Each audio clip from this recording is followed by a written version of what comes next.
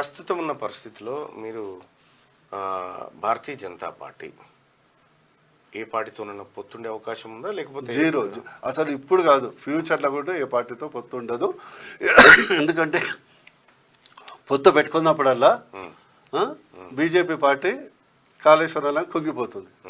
అందుకొరకు ఒక క్లారిటీ ఉంది పార్టీలో.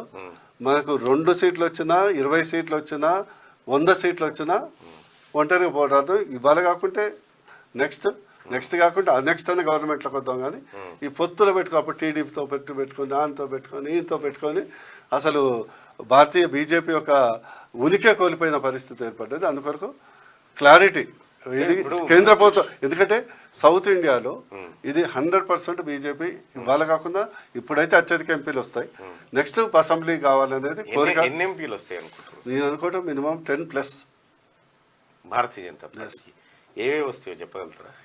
ఇప్పుడు నువ్వు 17 ఇవి రావని నేను ఎందుకు చెప్తాను? అన్నీ 17 రాని చెప్పండి. రాని అని అనట్లేదు, ప్రస్తుతం మినిమం 10+.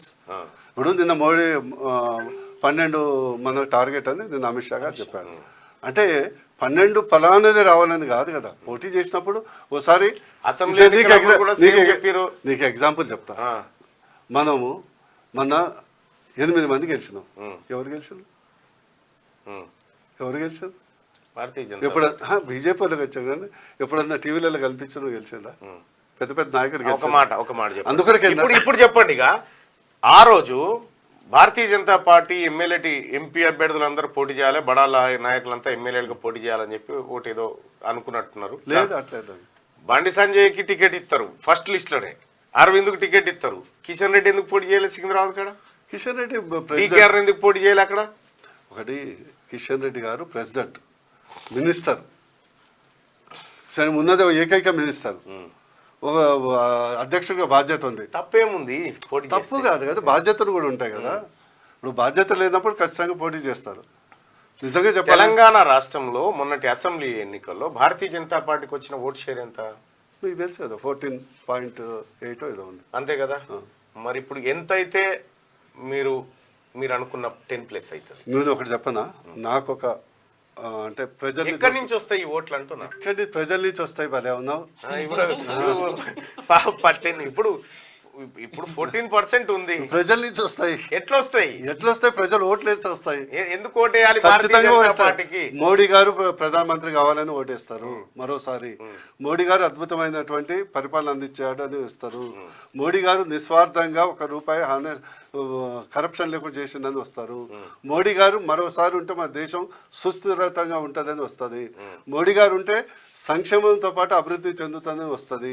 మోడీ గారు ఉంటే ఇప్పుడు ఆర్థిక వ్యవస్థ 11 నుంచి, మోడీ గారు ఉంటే కేసీఆర్ అరెస్ట్ గారు, మోడీ గారు ఉంటే ఆయన అవినీతి పైన విచారణ జరగదు, మోడీ గారు ఉంటే కేసీఆర్ సేఫ్ జోన్ లో ఉన్నట్టు, తెలంగాణ రాష్ట్రం సర్వనాశనమైనా కూడా మోడీ గారు పట్టించుకోలేదు. ఈ ఆరోపణలు ఉన్నాయి.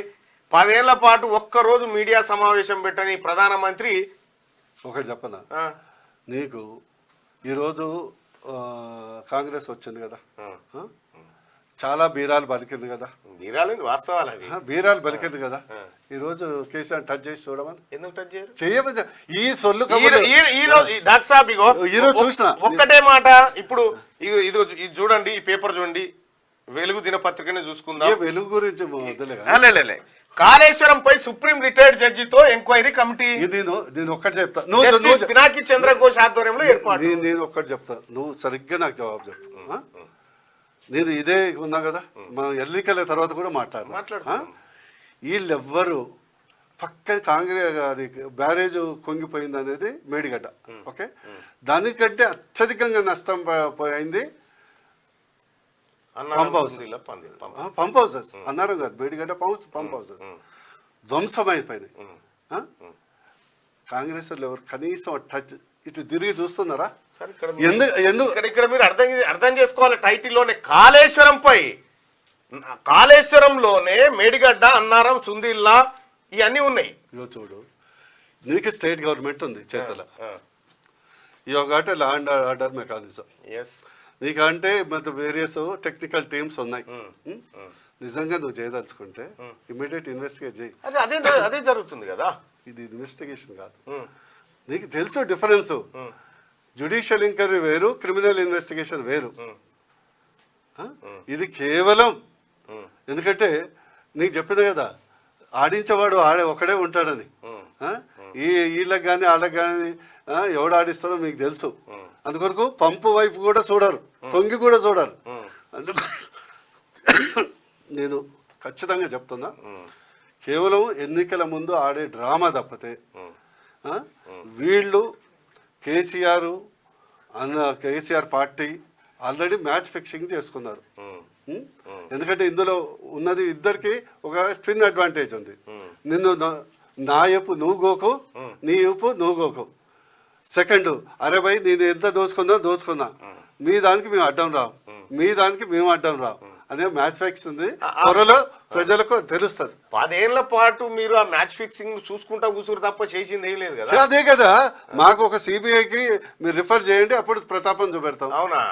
సిబిఐకి చూపిస్తే ఆల్రెడీ కవిత కేసు అక్కడ ఉన్నది కదా, ఎందుకు చూపిస్తలేరు? కవిత కేసు అనేది ఒకటి చెప్పనా నీకు, మళ్ళీ చెప్తున్నా, కవిత కానీ ఇతరత్ర ఎవరు కానీ రాజకీయంగా ఒకటి, ఎవిడెన్స్ సేకరణ కూడా ఒకటి. మరి ఏమి ఎవిడెన్స్ లేనప్పుడు, ఎవిడెన్స్ దొరకనప్పుడు పాప అమ్మాయిని ఎందుకు ఏడిపిస్తారు? ఎవరు ఏడిపిస్తారు? కన్నీళ్లు పెడతా ఉంది, ఆడపిల్లని పిలుస్తారా? నువ్వు పోయి ఓదార్చు. నేనెందుకు ఓదారుస్తా? ఓదార్చాల్సిన భారతీయ జనతా పార్టీ మీరు కదా. మీరు ఓదార్స్తురా అమ్మాయిని? ఆ పాప అమాయకురైనటువంటి అమ్మాయిని గడికోసారి నోటీసులు ఇచ్చుకుంటూ వాళ్ళని ఇబ్బంది పెడతా ఉంటే నువ్వు ఓదార్చు. నేనెందుకు ఓదారుస్తా? అట్లనే నడుస్తుంది. మీరు ఏడిపిస్తున్నారా ఇప్పుడు అమ్మాయి? ఎవరిని ఏడిపియం. ఒకటి చెప్పనా, ఇదంతా జస్ట్ కాలయాపన తప్పని నథింగ్. నేను చెప్తున్నా, మీ తెలంగాణ ప్రజలు గుర్తుంచుకోండి, కాంగ్రెస్ పంపు వైపు హౌజుల వైపు చూడదు, కరప్షన్ వైపు చూడరు. అందులో వచ్చినటువంటి మీరు ఎంత తీసుకున్నారు, మాకు ఎంత ఇస్తారు, జరగబోయేది అది. అంతిమంగా మనలాంటి వాళ్ళము బేగానే షాదీ మీద అబ్దుల్లా దివానా అని నువ్వు అక్కడ మొత్తుకోవటం, నేను ఇక్కడ మొత్తుకోవడం తప్పితే మనకు వచ్చేది. ఇప్పుడు మనం పరస్పరం, ఇప్పుడు నేను కాంగ్రెస్ పార్టీలో ఉన్నా, తమ భారతీయ జనతా పార్టీలో ఉన్నారు, ఎజెండా ఒకటే కదా. ఎజెండా ఒకటే. నేనేం బూర నరసయ్య గౌడ్ గారు భువనగిరిలో ఓడిపోయి కాంగ్రెస్ గెలవాలని నేను కోరుకుంటా, మల్లన్న గారి మాట ఓడిపోయి నేను గెలవాలి అని చెప్పి మీరు కోరుకుంటా. మనస్ఫూర్తి నువ్వేం కోరుకోవు, అట్లుండదు పార్టీ. కాంగ్రెస్ పార్టీ చేసిన మంచి పనులే రేపు భువనగిరిలో కాంగ్రెస్ పార్టీని గెలిపిస్తాయి. చెప్పనా, నేనేం కోరుకుంటా అంటే మల్లన్నకు టికెట్ రావాలి, ఇంకో పార్టీలో కూడా బీసీ రావాలి. ఫస్ట్ టైం 3 బీసీలు ఓ ఫ్రెండ్లీగా ఫైట్ చేస్తే ఒకటి గెలుస్తాడు కదా. ఒక కల్చర్ వస్తుంది, అరే అన్ని పార్టీలు బీసీలకు ఇవ్వాలి అనేది ఒక ట్రెండ్ క్రియేట్ అవుతుంది. ఓ సీటు వేరే వాళ్ళకి ఇస్తే ఈ సీటు బీసీలకు ఇవ్వాలి అనే ట్రెండ్ క్రియేట్ కావాలని నేను కోరుకుంటాను. నేను ఎప్పుడు లక్ష్యం కొరకు కొట్లాడేటా, లేకపోతే మీకే అదృష్టం కదా ఇచ్చినా. అది 3 ఇస్తే నాకు సంతోషమే కదా, మనోళ్ళే కదా. చూద్దాం డాక్టర్ సాబ్, రేపు పొద్దున ప్రచారం ఎప్పటి నుంచి స్టార్ట్ చేయబోతాం? ఆల్రెడీ మన సంవత్సరం నుంచి ప్రచారంలో ఉన్నాం, 5 ఏళ్ల నుంచి ప్రచారంలో ఉన్నాం, ఉద్యమ కాలం నుంచి ప్రచారంలో ఉన్నాం. మీ అంత మాటకారి డాక్టర్ సాబ్ రాడదులే. రైట్ డాక్టర్ సాబ్, all the best. Thank you so much.